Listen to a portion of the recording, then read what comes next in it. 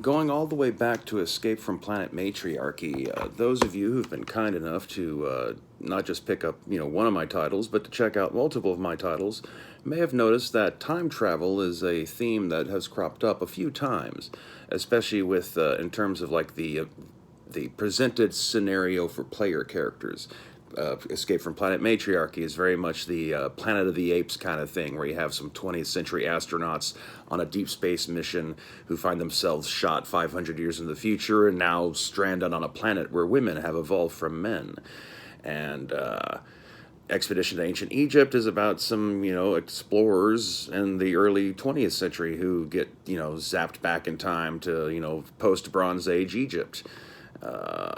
And Amazon Time Barbarians, set in the year 1999, when there's this weird apocalyptic event going on, and their player characters are Amazons who were saved by Hippolytes' ghost from the destruction of Atlantis before the mainstream Amazon tribe was wiped out of the world thousands of years ago, and all that kind of stuff.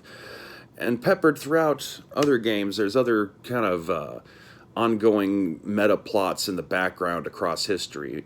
Each of the individual core titles that I've put out are set in different centuries, or distinctly different parts of different centuries, and have very kind of different genre flavors and themes going on depending on like which era. Like they're not all supposed to be identical games. It's just that if you do happen to collect them all, you'll start to kind of see a different pattern emerge. That there's like the ancient, long-going vendetta between, Anubis and his cult of followers, and this, ancient Nubian brotherhood descended from one of the pharaohs that was of Nubian heritage in ancient Egypt and Lower Egypt. So that's like a 4,000-year-old vendetta going back to the origins of Anubis as a sorcerer in the setting and stuff. The other, beyond just Amazon Time Barbarians, so well, the other games kind of feature, hints of what happened to the few survivors of the Amazon tribe as the Amazon diaspora kind of became a thing, and most of them, became the kernel of a bunch of little, cabals of witches and such. But the thing that really started to kind of pop out in a couple of my more recent titles, that's the real meta plot that stitches the whole thing together, is basically covered in these two books, Science of the Sphinx and the Mission Profiles book for Lady Spy Detective. Both of these basically hint that there's a problem with the timeline. Specifically the Sphinx. Some of them, because of the way events happened in their ongoing history across the timeline, by the later eras, the sci-fi point, they're kind of trapped in another dimension, and so they've been trying to reincarnate themselves so that they can once again return to the material world, except that reincarnation is sending their souls back in time. And so as they're being reincarnated as people and slowly evolving back into Sphinx as they age, they're causing all sorts of subtle disruptions to the timeline, so it's kind of causing time to melt, which is possibly part of why you have some things like the time warp that causes the player characters in Expedition to Ancient Egypt to be drawn back to the Bronze Age, and other things like that. On top of that, because of time melting, that's allowed a few other factions from other time periods to discover time travel on their own.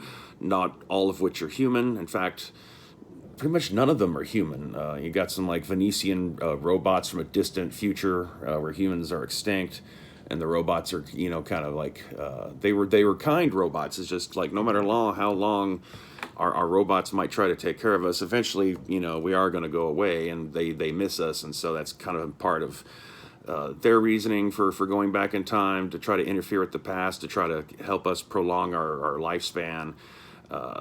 There's some lizard people whose origins date all the way back to the dinosaurs, and all that kind of stuff.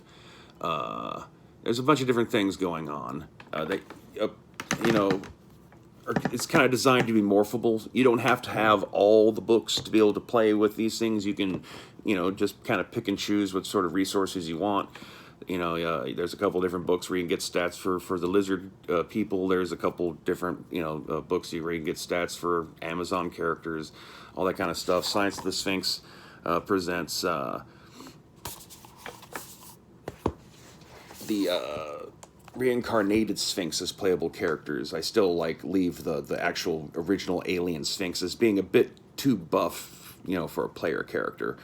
But the ones that are reborn in human bodies as they're transitioning to becoming Sphinx again, there's a period of time where they're playable if a little enhanced, and in some ways actually is mimicking the more the genre of the secret angel hiding amongst humanity, except in this case the angels are actually Sphinx. Mission Profiles talks about the Venusian robots from the future, and one of the things it hints about is that kind of like in the true ultimate timeline, after accounting for the various time loops that have occurred, the beginnings of a third time war is about to happen. Time War 2 is very much hinted at it being revolving around trying to erase Hitler from time, which wasn't working. So eventually, basically, the idea is that Hitler had to be tricked into killing himself so that he would be erased from any further timeline possibilities, kind of thing. So humanity was finally able to move past World War II, but now Time War 3 is beginning to occur.